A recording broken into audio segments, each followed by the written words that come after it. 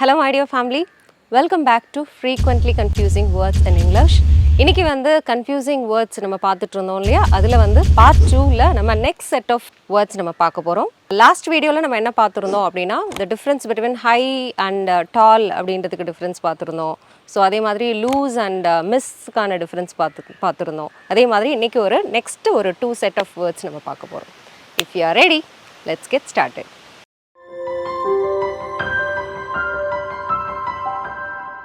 Learning, never stop growing, never stop seeking the brightest star. இந்த வீடியோவை skip பண்ணாமல் watch பண்ணுங்கள், பிகாஸ் நடுவில் உங்களுக்கான ஒரு டாஸ்க் இருக்குது. அந்த டாஸ்க்கை கம்ப்ளீட் பண்ணுறதுக்கு ட்ரை பண்ணுங்கள்.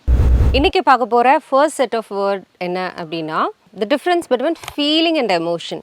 ஃபீலிங்னாலும் எமோஷன்னாலும் ஒரே மாதிரியான மீனிங்கை கொடுக்கும், but still it has different meaning.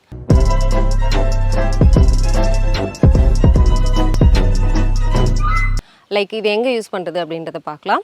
Emotion அப்படின்றது ஒரு பர்சனோட உணர்வு சம்மந்தப்பட்டது. ஃபியர், லவ், ஆங்கர் இந்த மாதிரி உணர்வு சம்மந்தப்பட்டதை நம்ம வந்து என்ன சொல்லுவோம் அப்படின்னா எமோஷன் அப்படின்னு சொல்லுவோம். ஃபீலிங் அப்படின்றது நம்ம ஃபிசிக்கலாக சஃபர் ஆகும் இல்லையா, அதை நம்ம சொல்லும்போது ஃபீலிங் அப்படின்ற வேர்ட் நம்ம யூஸ் பண்ணிக்கலாம். இப்போ இதை யூஸ் பண்ணி நம்ம எக்ஸாம்பிள் சென்டென்சஸ் பார்த்துடலாம். Emotion versus feeling. Don't you feel cold? உங்களுக்கு குளிர் இல்லையா, அந்த மாதிரி சொல்கிறது. ஸோ இது வந்து நம்ம ஃபிசிக்கலாக சஃபர் ஆகுறது. ஸோ அதனால் டோன்ட் யூ ஃபீல் கோல்டு அப்படின்னு சொல்லலாம். நம்பர் 2, ஐ ஆம் feeling extreme pain in my neck அப்படின்னா எனக்கு பயங்கரமாக கழுத்து வலி இருக்குது அப்படின்னு சொல்லுவோம் இல்லையா. ஸோ அந்த மாதிரி சொல்கிறதுக்கு I am feeling extreme pain. Again இங்கே வந்து நம்ம ஃபிசிக்கலாக சஃபர் ஆகிறத குறிப்பிடுது. எக்ஸாம்பிள் ஃபார் எமோஷன்ஸ் பார்த்துடலாம். He spoke of his dead wife with deep emotion அப்படின்னு சொல்லலாம்.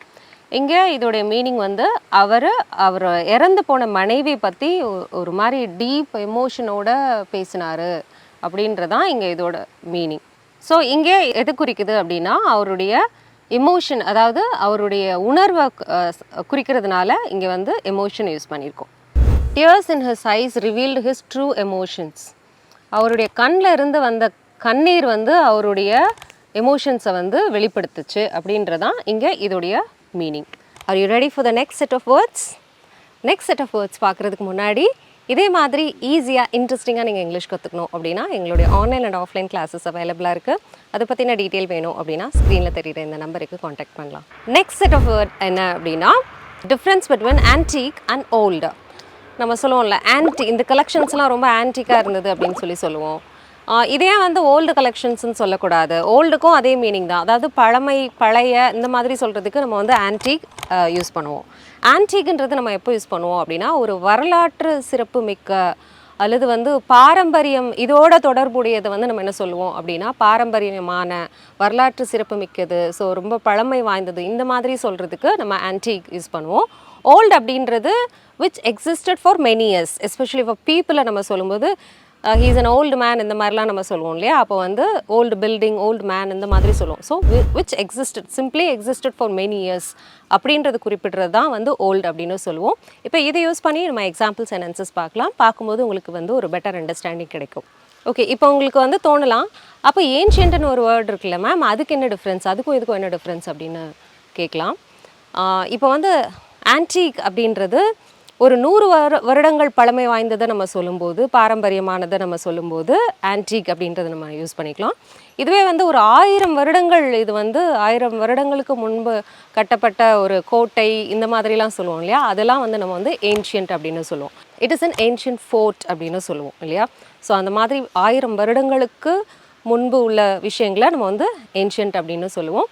இதை விட ஒரு பெட்டர் எக்ஸ்ப்ளனேஷன் உங்ககிட்ட யார்கிட்டயாவது இருந்தது அப்படின்னா காமெண்ட்டில் லீவ் பண்ணுங்கள், எல்லோரும் சேர்ந்து லேர்ன் பண்ணிக்கலாம்.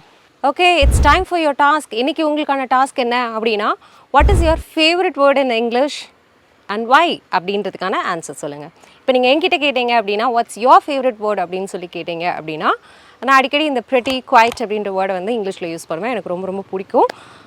ப்ரெட்டி அப்படின்றதுக்கு அவள் ரொம்ப அழகாக இருப்பா அப்படின்னு சொல்கிறத தவிர்த்து ஐம் ப்ரெட்டி ஷியோர் அந்த மாதிரிலாம் சொல்லுவோம். இட்ஸ் ப்ரெட்டி ஹார்ட் அப்படி சொல்லலாம். ஸோ அந்த மாதிரி சொல்லுவோம். It's quite, I'm quite all right அப்படின்னு சொல்லுவோம். ஸோ அடிக்கடி இந்த குவைட் அண்ட் ப்ரெட்டி அப்படின்றது நான் பேசும்போது நான் யூஸ் பண்ணுவேன் பர்டிகுலராக. ஸோ இந்த மாதிரி உங்களுக்கு பிடிச்ச உங்களோட ஃபேவரட் வேர்டு என்ன இங்கிலீஷில் அப்படின்றத காமெண்ட்டில் லீவ் பண்ணுங்கள். I'll go and check it. இப்போ நம்ம நெக்ஸ்ட் செட் ஆஃப் வேர்ட் பார்க்கலாம். So next one is antique versus old.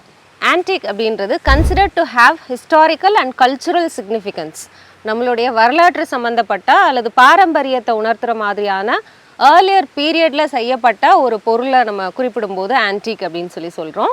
They gave me an antique piece of jewellery. அவங்க எனக்கு வந்து ஒரு பழமையான ஒரு ஜுவல்லரி வந்து எனக்கு ப்ரெசென்ட் பண்ணாங்க அப்படின்றது தான் இங்கே இந்த சென்டென்ஸோட மீனிங்.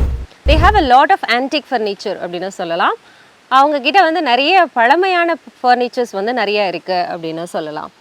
இதே இது வந்து நம்ம ஓல்டு அப்படின்னு எடுத்துட்டோன்னா having lived or existed for many years, பல வருடங்கள் இருக்கிறது, உயிர் வாழ்கிறத நம்ம வந்து குறிப்பிடும்போது ஓல்டு அப்படின்னு சொல்லுவோம்.